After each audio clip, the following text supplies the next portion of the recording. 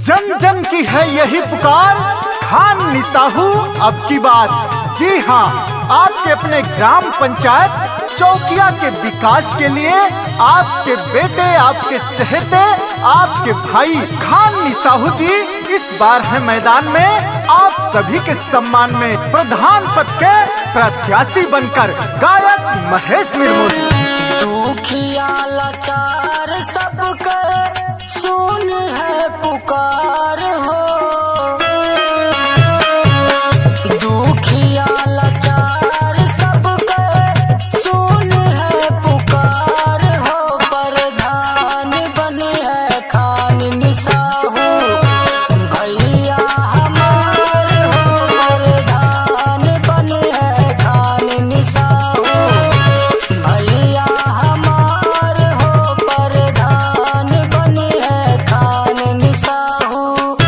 गांव का विकास हो अगर आपका ये सपना है तो एक बार मौका उसे दीजिए जो आपका अपना है। जी हाँ, आपके खान निसाहू भैया जो सबके बारे में सोचते हैं, सुख दुख में सबके साथ हमेशा खड़े रहते हैं।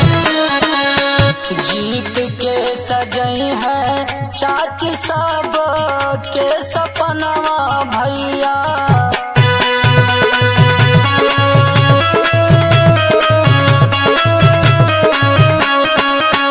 हाथ जोड़ मांगे देखा सबसे मत धनवा भैया।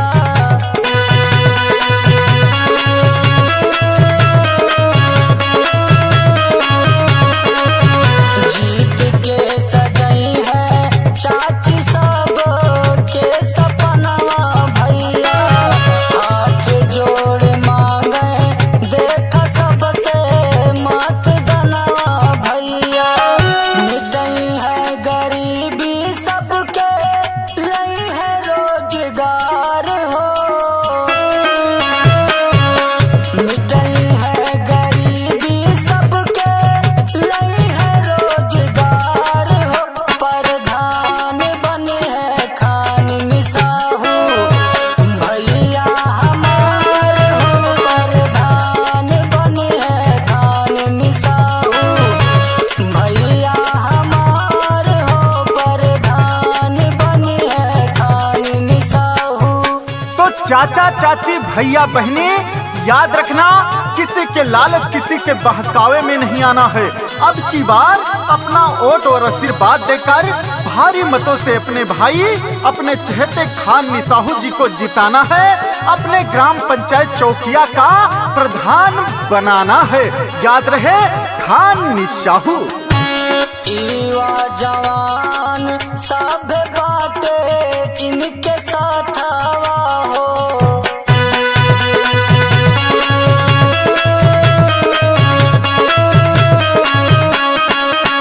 दे दया आशीर्वाद चंदन लाग जाए माथावा हो।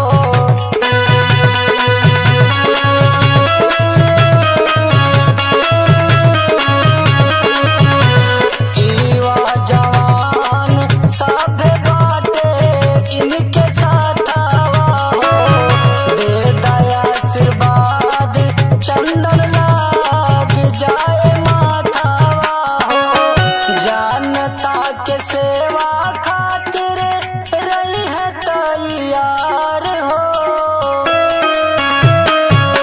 जनता के सेवा खातिर रही है तैयार हो। प्रधान बनी है खान निसाहू भैया हमार हो, प्रधान बनी है खान निसाहू भैया हमार हो, प्रधान बनी है खान निसाहू। खान निसाहू भैया जीतेंगे तो अच्छे दिन बीतेंगे। याद रखिएगा, सरकार द्वारा चलाई गई सभी योजनाओं को अपने ग्राम पंचायत में लाने का काम करेंगे, हर गरीब तक पहुंचाने का काम करेंगे, सभी को सारी सुविधाएं दिलाएंगे। तो याद रखिए, अब की बार खान निसाहू, खान निसाहू। चौकिया पंचायत